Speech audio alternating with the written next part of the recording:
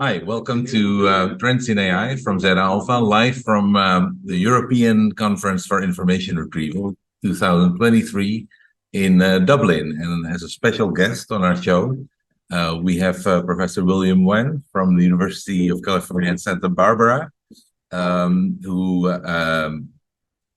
did today's honorary keynote as a recipient of the Karen Spärck Jones Award of 2022. And the topic of your keynote was open domain question answering and the role that information, like how information retrieval and computational linguistics can really work together. Yes. Which was also very much at the heart of the work of Karen Spärck Jones. Right? Yes. So your title of your talk was question answering large language models, and obviously large language models are the one topic here at this conference that everybody is talking about. Yes. So what's the impact on question answering of GPT-3, GPT-4 becoming available? Yeah, I think that's a wonderful question. Thanks for having me here, Jakub. I feel like after this large language model came, especially ChatGPT and GPT-3, there's a fundamental change in natural language processing. Because we used to think that all these different tasks in NLP, for example, information extraction, there are things like generation, machine translation. Now everything is unified, right, by these large language models as a single generative task. So I foundational models. Exactly. Right? So I feel like the boundary between different tasks are becoming more vague, but indeed for generative models is able to do things that we haven't seen before. For example, really being able to build this kind of chat-based conversational AI systems for search. And earlier, I would say the community was very worried about hallucination, not being accurate enough. But because a lot of people just ask ChatGPT, right? They ask things and they get answers. So is it a question answering system?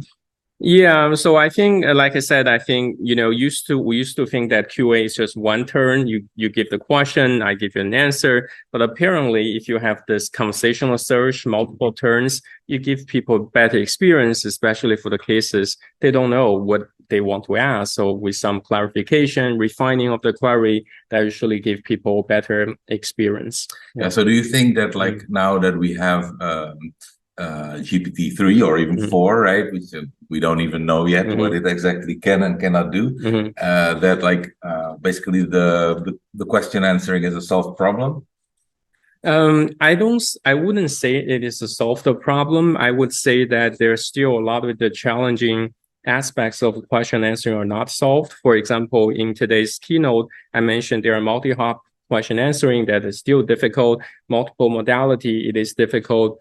Even if you look at multiple languages, still some of the really low resource languages, I think this large language model is still having a hard time. So maybe like single hop question answering with direct retrieval, I think right now the system can. And you mentioned with direct retrieval. So can you kind of explain to our viewers what's the core problem when you ask a straight up GPT model a question? What's the problem that Yeah, so by straight up retrieval, I would say it's more like a single hop questions. For example, what is the birth date of Barack Obama? You only need to locate, right, the correct document, and then you'll be able to answer it with just no reasoning and directly extract the answer. So that I would say is mostly mapping users query, right? Rounding that to a specific document. I think we can do it relatively well. Yeah, so this is kind of a retrieval augmented generation, like what Bing does and Bard does. Exactly. And so what are kind of the edge cases where that runs into where it runs into problems? I think the edge cases would be the cases that it requires more factual answers. Specifically, for example, let's say show the publication for William Wang. There could be multiple William Wang, but you do have to get the correct page, right, for the William Wang UC Santa Barbara to be able to answer this query correctly. Otherwise, you'll be generating other people's publication. So I think there's still have a lot of these hallucinations where two people are kind of confused, right? Yes. So in that case, you would expect the system to basically ask clarifying questions, right? Right now, I think the GPT systems is still not really a mixed initiative system. It's still mostly initialized by the users. But I would see in the future, certainly there could be more of these mixed initiatives in the dialogue. That system is really asking you for clarification questions to have better experience. I think Bing and ChatGPT are already doing relatively well, but with ChatGPT itself, I think it's probably not enough to having this background knowledge to be able to, have a lot of this query refinement processes. And do you see, like you mentioned, multi-hop question answering, right, where the model actually has to kind of infer that it needs to do another retrieval step and then synthesize the facts? Yes. Do you see that being like what steps do we need to make progress on that? Yeah, so I think that's an excellent question, Jakub. I feel like in the NLP community, multi-hop question answering has been there for quite a while, from hop-hop QA, from hybrid QA to OTD QA. There has been some work along this line. But the main issue is that I think there's more users who are interested in asking the why questions, like really trying to get insight. So instead of just asking what is the answer to this question, they would ask you to explain it. So that's why you see approaches like chain of thought that is really helpful to give you this kind of multi-hop explanations to connect things together. I would say it's still challenging because when you hop from different modalities, when you hop from multiple documents, if you get something wrong, in the beginning, you can see all the way you get the whole answer wrong, or you find the wrong bridging entity. So the more hops you go, the less accurate the system is, even with regard to these large language models. Yeah. Do you think that's because you kind of get this cascade of errors, right? Yes, the further away you get, the more likely it's going to go off the rails. Yes, kind of. What are some approaches that you think are interesting to kind of have the system be more goal-oriented? Yeah, specifically, I think, like I mentioned in today's keynote, I think in-context learning is very appealing in this setting because you can provide the demonstrations, you can select demonstrations, you can also select the instructions, you can learn the instructions, you can write your instructions. So that gives you a lot of flexibility, right, to be able to customize your tasks. And also, meanwhile, for the generative process, you have better control, right, going from the input to the output. So you're actually linking the input and output better with this reasoning chains, and then you can learn multiple reasoning chains using the chain of thought approach to help you to get, more accurate answers and also more interpretable answers.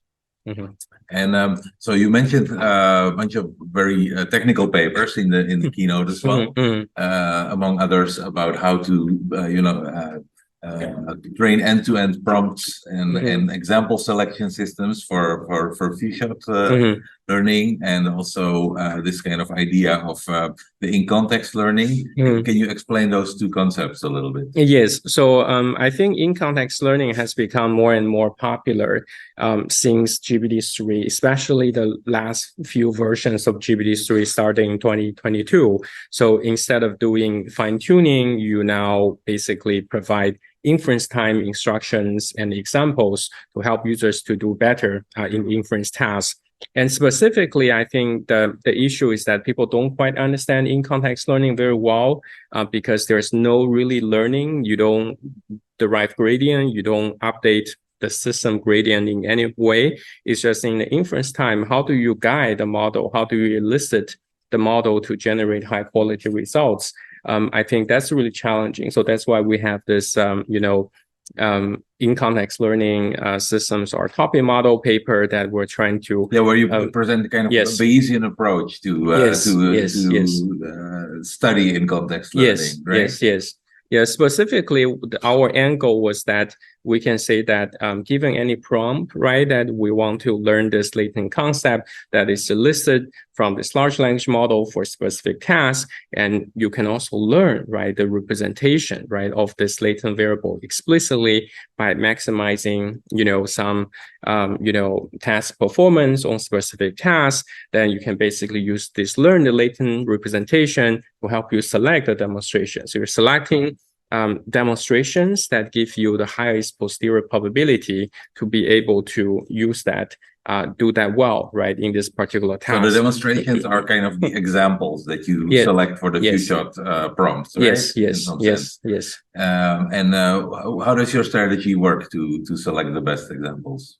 Well, I'm sorry, say that again. How does your approach work to actually select the best examples to do better than you show that this that your approach works much better than selecting answers based on the embedding similarity? Yes.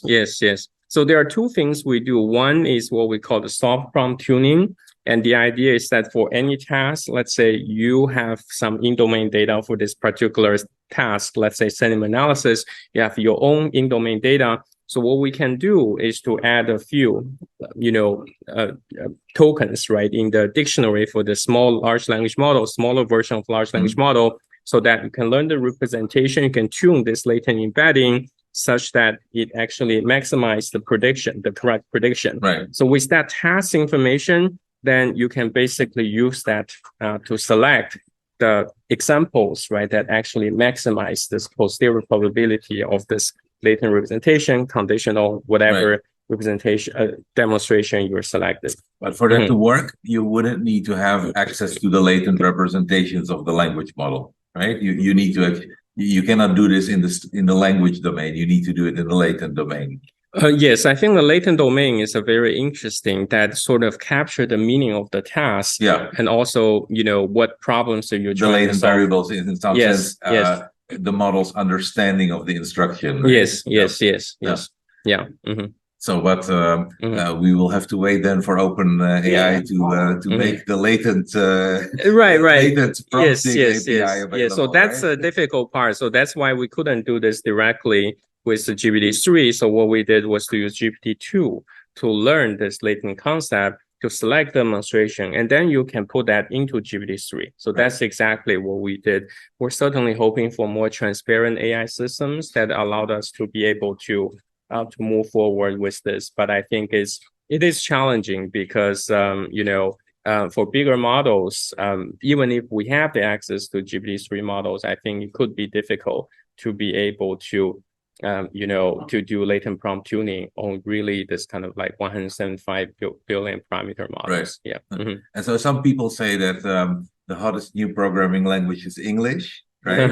So we're seeing this new paradigm in NLP. Yes. Foundational models being really important, and prompting becoming kind of the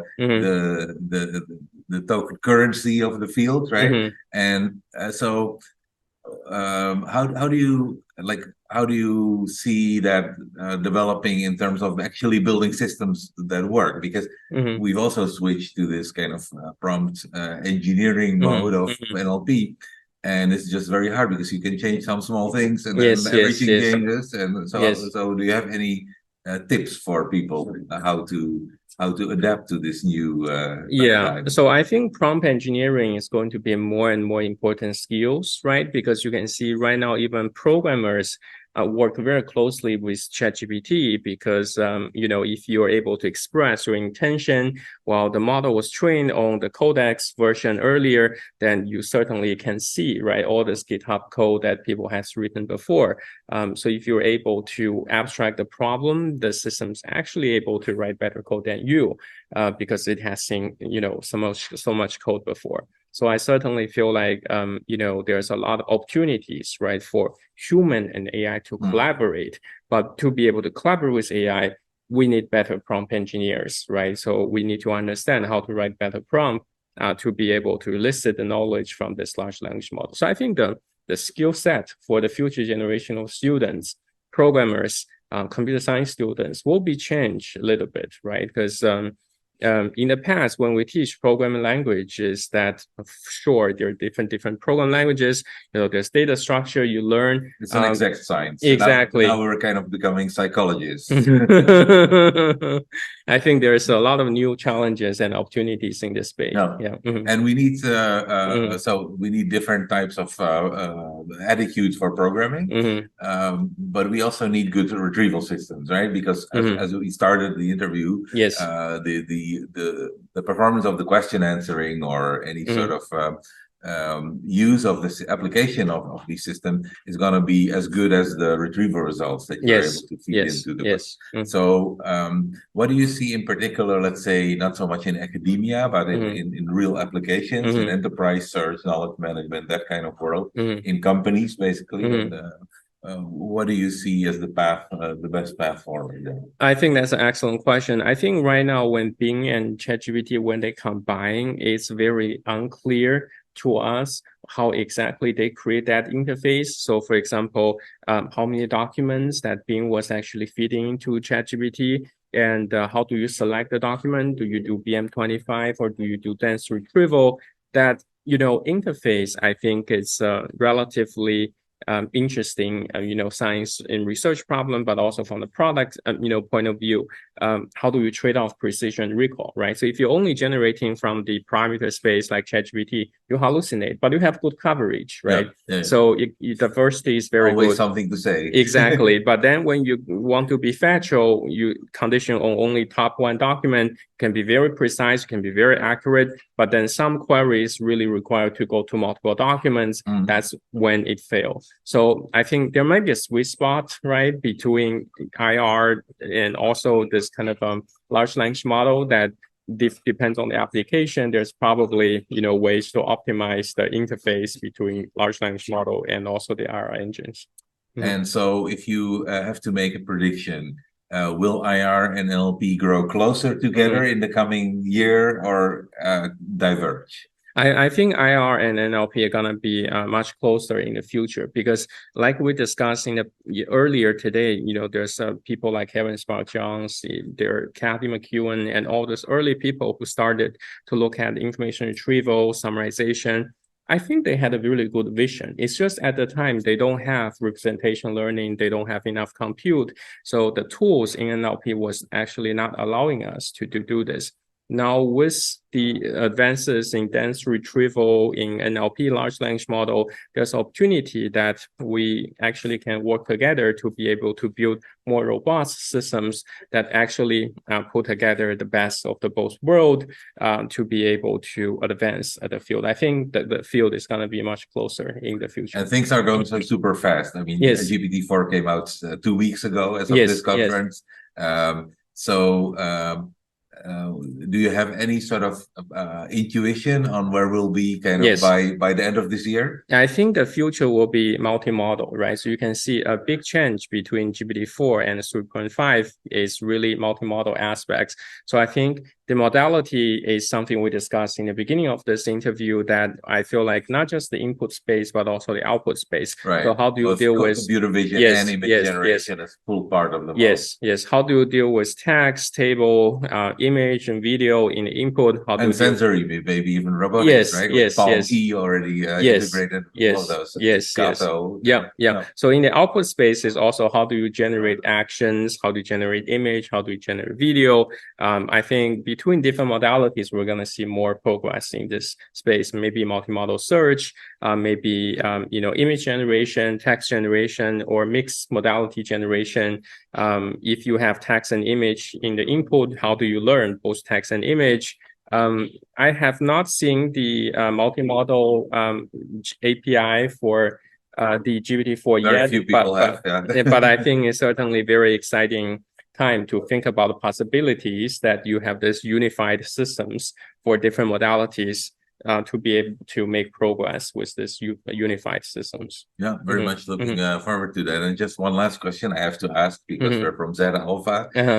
So things are going so fast, so many papers coming out. What do you use to kind of to stay on top of the reading list and of your of catching all the papers that you need to read? Yeah, so I think talking to people more would be really important, and especially I think listening and talking to the top scientists in the field. I think right now I would argue that having more frequent interactions like what we're doing right now is really important because the things are moving so fast, and there are so many hundreds of papers coming out, on arXiv every single day. It's very difficult to read arXiv, very difficult to read Twitter. But I think talking to people who have been doing amazing work in these areas certainly sometimes give you inspirations, and sometimes you understand things that are not actually written in the paper. Yeah. Those some of the insights. I think Between the lines. Yes, I think that would be really useful. Because sometimes, things are not working, but people don't write that in the paper. So how do you understand the limitations? How do you understand the real strengths of each approaches? You have to talk to people to be able to understand that. I think communication becomes more important. Oh, I hope we can do a little bit to support that with tooling and AI kind of helping with that information bottleneck that we humans have. But I totally agree with you that this kind of human interaction is very important. So thank you for the interview. And let's head to the banquet of the conference. Thank you. Thanks for having me, Jakub. Trends in AI is brought to you by Zeta Alpha, the smarter way to discover and organize knowledge in AI and beyond. Sign up for a free trial on www.zeta-alpha.com.